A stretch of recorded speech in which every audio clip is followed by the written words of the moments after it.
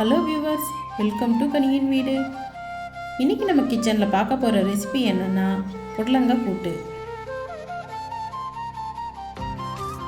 புடலங்காய் கூட்டு ப்ராப்பராகவும் பர்ஃபெக்டாகவும் எப்படி பண்ணுறதுன்னு பார்க்கலாம். கூட்டு செய்யறதுக்கு 2 கப் கடலைப்பருப்பு, 1 கப் பாசிப்பருப்புன்னு எடுத்து அரை மணி நேரம் ஊற வச்சுருக்கேன். 2:1 ரேஷியோவில் எடுத்திருக்கேன். இதை நல்லா கழுவிட்டு குக்கரில் சேர்த்திக்கோங்க.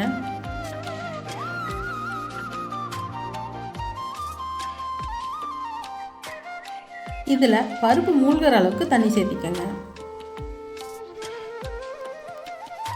கொஞ்சமாக மஞ்சள் தூள் சேர்த்திக்கங்க. இதை குக்கர் மூடி போட்டு 2 விசில் விட்டு எடுத்துக்கலாம்.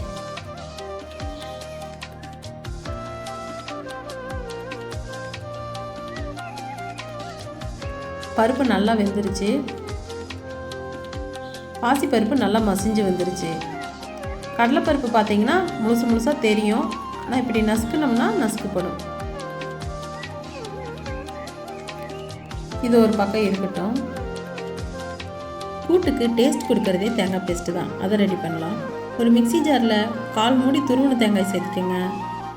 1 ஸ்பூன் சீரகம் சேர்த்துக்கோங்க. காரத்துக்கு தகுந்த பச்சை மிளகாய் சேர்த்துக்கோங்க.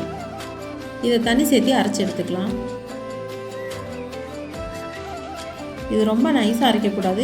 இந்த மாதிரி தேங்காய் சட்னி மாதிரி இருக்கணும். இது ஒரு பக்கம் இருக்கட்டும். ஒரு சட்டியில் 2 ஸ்பூன் தேங்காய் எண்ணெய் சேர்த்துக்கோங்க. எண்ணெய் காஞ்சதும் கடுகு போட்டுக்கோங்க. கடுகு நல்லா பொரிஞ்சதுக்கப்புறம் கொஞ்சமாக சீரகம் சேர்த்திக்கோங்க. சீரகம் பொரிஞ்சதும் இடித்த பூண்டு சேர்த்திக்கோங்க. 3 வரமிளகாய் சேர்த்திக்கோங்க.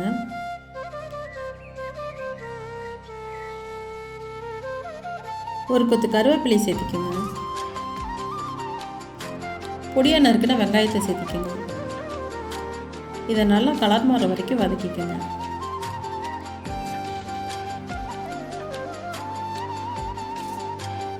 வெங்காயம் நல்லா வெந்துருச்சு.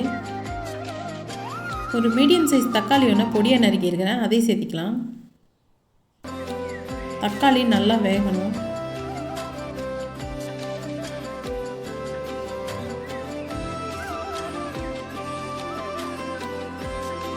தக்காளி நல்லா வதங்கிடுச்சு.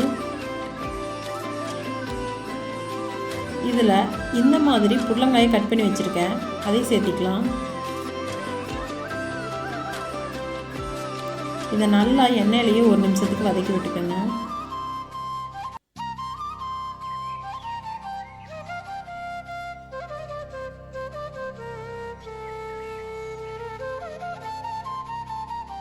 இதில் காய் வேகிறதுக்கு கொஞ்சமாக தண்ணி சேர்த்திக்கோங்க. காய்க்கு கொஞ்சமாக உப்பு சேர்த்திக்கோங்க.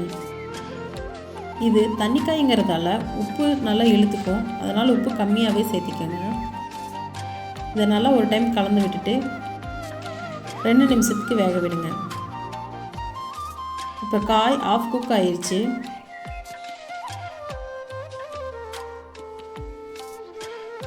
இதில் வேக வச்ச பருப்பு சேர்த்திக்கலாம். கூடவே அரைச்சி வச்ச தேங்காய் பேஸ்ட்டையும் சேர்த்திக்கலாம்.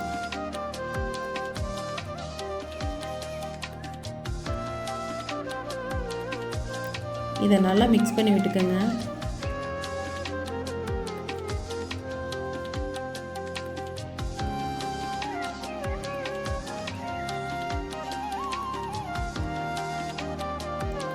இப்போ உப்பு செக் பண்ணி பார்த்துட்டு கூட்டுக்கு தேவையான அளவு உப்பு சேர்த்திக்கலாம். நல்லா கலந்து விட்டுட்டு இது நல்லா வெந்து வரட்டும்.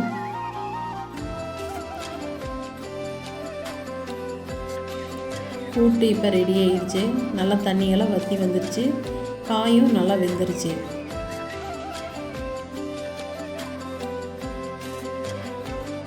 கடைசியாக கருவேப்பிலை மல்லி இலையை தூவிக்கலாம். சுட சுட சுவையான புடலங்காய் கூட்டு ரெடி ஆகிடுச்சு. நீங்களும் இந்த ரெசிபியை ட்ரை பண்ணி பார்த்துட்டு எப்படி இருக்குன்னு கமெண்ட்டில் சொல்லுங்கள்.